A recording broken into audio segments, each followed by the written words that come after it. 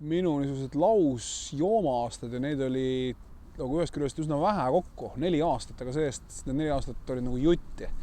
Et need minu niisugused lausjooma-aastad loomulikult mõjutasid inimesi, kellega ma koos olin ja koos elasin. Jutt käib minu vanematest ja minu vennast ja minu õest.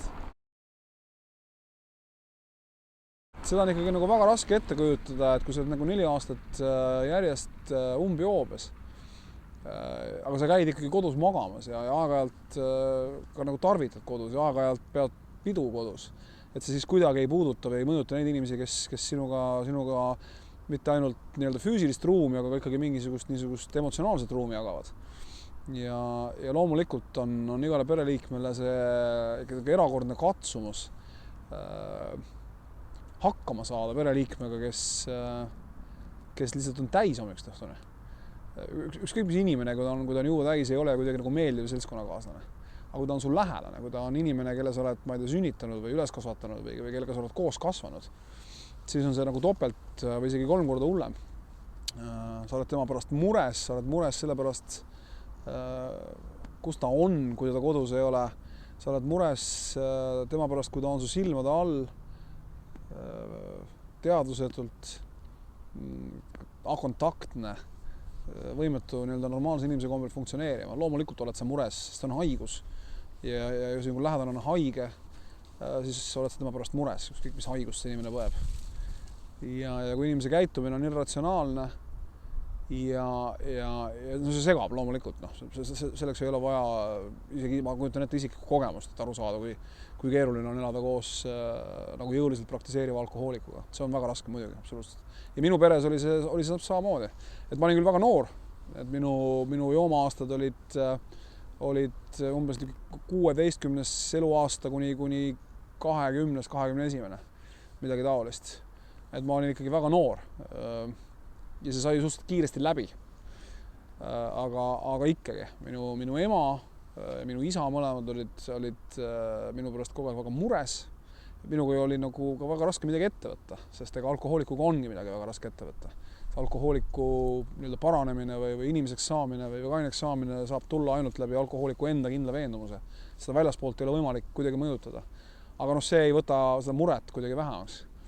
Pluss puht praktiline värk, et ma ei tea, kui sa oled kodus ja üritad õhtul, ma ei tea, AK-d vaadata, siis vajub selle su poeg nagu uksest sisse ja põhimõtteliselt oksendab keset tuba ja see lihtsalt nagu ei ole meeldiv. Ja kui see kestab 4 aastat järjest, siis see on õudne. Alkoholitarvitajad muidugi ütlevad tihtilugu seda, et see on nende isiklik asi ja tegelikult mõnes mõttes ongi selles mõttes, et kui inimene soovib ennast hävitada ja inimene on haige ja ei soovi sellest haigusest terveneda, kuigi alkoholism on paradoksaalsel kombel haigus, millest ei olegi võimalik terveneda, see ei ole ravitav haigus, see on haigus, mis saadab sind elu lõpuni, sul on lihtsalt võimalik mitte praktiseerida oma haigust. Ühest küljest on see muidugi iga inimese vaba valik, aga häda kipub olema selles, et ühe inimese vaba valik võib nagu osutuda teise inimese sundvalikuks. Ja selle teise inimese all ma pean silmas tema pereliiget või sõpra või kedagi lähedast, kellest selle alkoholi liigtarvitaja elu kujul või teiselt sõltub. Ja niisuguste vabadustega see häda kipubki tihtilugu olema, et ühest küljest me nagu hindame neid ja kaasakses lääne tsivilisatsioonis peame neid väga oluliseks ja see on väga hea, et me seda teeme. Aga nendega on tihtilugu see häda, et see üksikisiku vabadus ei ole tingimata nagu absoluutne. Ja kui inimene elab nagu üksi kusagil, ma ei tea, ühiskonnast isoleerituna või jumala pärast, aga väga vähesed elavad. Nii et selles mõttes on ikkagi väga tähtis ja väga oluline endale nagu aru anda, et sinu lõpmatu ja piiritu vabadus, ma ei tea, elutoas urineerida või lihtsalt lolli juttu suust välja ajada, on teise inimese vabaduse piiramine. Et nii lihtne ongi. Passiivse joomise all kannatavad ikkagi inimesed, kes elavad koos, ma ei taha öelda joodikutega, aga inimestega, kes tihedamalt kui ma ei tea, ma ei tea, mis see tihedus on või. Inimesed, kes elavad koos alkoholi liigtarvitajatega, need on need inimesed, kes kannatavad passiivse joomise käes. Emad, abikaasad, lapsed, ma ei tea, sõbrad, toakaaslased, mis iganes. Ja samas, ega kui ma lähen restorani ja seal mingi misi jaurab, kellest ma pole varem midagi kuulnud ja tõenäoliselt tulevikus ka ei kuule, siis ma ikkagi ka kuidagi nagu eelistaksin, et ta ei jauraks seal restoranis. Nii et niisuguselt, mingitel ekstreemsetel juhtudel võib olla selle passiivse joomise praktiseerija olla ka täiesti juhuslikult kuskil avalikus ruumis viibiv inimene. Aga põhiliselt ikkagi jutt käib ikkagi lähedastest ja nendest, kes elavad meiega mitte ainult füüsiliselt, vaid ka ikkagi emotsionaalselt samas kohas. Passiivne joomine ilmselt siis nagu sarnaselt passiivsele suitsetamisele on see, et sa tegelikult ei taha juua, sa tegelikult ei joo, aga justkui nagu jood. Sellepärast, et keegi sinu lähedal või sinu ümber või sinu nii-öelda füüsilises ja emotsionaalses ruumis teeb seda. Ja suitsetamisega on väga lihtne, eks ole, kui ma lähen, ma ei tea, kohvikusse, enam seda õnneks ei ole, aga kui ma lähen kohvikusse, kus on suitsetamine lubatud, siis ma hingan seda jama sisse. Alkoholismiga see päris nii hull ei ole ühest küljest.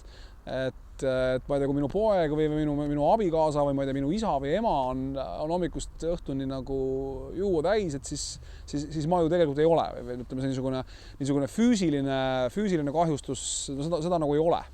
Aga loomulikult see niisugune psühholoogiline, emotsionaalne on selle võrra hullem, sellepärast, et suitsetav inimene, ta haiseb ja ta ajab suust välja mingit tossu, mida ma siis pean temaga samas ruumis sisse hingama, aga ta üldiselt, eeldades, et ta on samal ajal kaine, käitub muul juhul nagu ratsionaalse inimesena ja räägib tõenäoliselt mõistlikku juttu ja on võimeline aru saama sellest, kus ta viibib. Aga juuatäis inimese puhul on see asi jälle vastupidi. Et ta küll ei pritsi suust välja alkoholi, võib-olla pritsib ka, aga ma ei tõmba seda sisse, eks ole. Aga tema teadvusega on asjad kehvad. Ja loomulikult mõjutab see inimest ja see ongi passiivne joomine. Ma arvan, et passiivne joomine on praktiseeriva alkohoolikuga ja mitte ainult alkohoolikuga, ega see ei laiene ainult alkohoolikutele. Ma usun, et kui minu poeg peaks tulema koju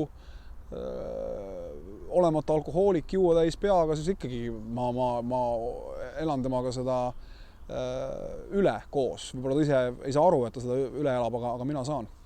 Nii et nii ongi. Et see passiivne joomine on alkohooliku talumine ja see ongi keeruline asi, et kui sa tegelikult su läheduse inimesega, siis sul ei ole nagu väga palju valikuid. See on väga keeruline öelda, ma ei tea, oma sugulasele või abikaasale või pojale või tütrele, et ta peaks ära minema. Sest et siin teile lisandub terve hulk praktilisi aspekte, et sa ei saada ju oma alaealist või minu puhul ka täisealist last, kes on nagu juua täis, sa saadad tänavale tagasi. Temaga võib sul jumal teab, mis juhtuda. Minu murdepunkt või see hetk, kui ma lõpetasin joomise ära, ma olin 21-aastane. Ja muidugi kogu selle aja jooksul, mis sinna murdepunkti jõudmiseni aega võttis, inimesed üritasid mind kuidagi nagu joomisest välja rääkida, mind ära rääkida, seletada mulle, et see ei ole hea. Aga sellest sain üsna kiiresti aru, et teiste inimeste niisugune väline sekkumine, et see lihtsalt seda võib ja seda peabki tegema, aga see ei ole lõpuks ikkagi see, mis sind murrab. Sind murrab ikkagi mingisugune sisemine äratundmine või mingisugune veendumus, et sul on ikkagi võimalik nagu kahe asja vahe valida, juhul kui sa oled sellises kohas, nagu mina tollel hetkel olin. Ja mul oli põhimõtteliselt valida nagu kahe variandi vahel. Ma kas joon veel pool aastat ja siis saab nii joomine kui kogu muu värk läbi. Või ma elan veel mõnikümmend aastat ja ma valisin selle teise variandi. Ja ma olen elanud juba rohkem kui mõnikümmend aastat ja loodetavasti õnnestub mõnikümmend aastat veel elada.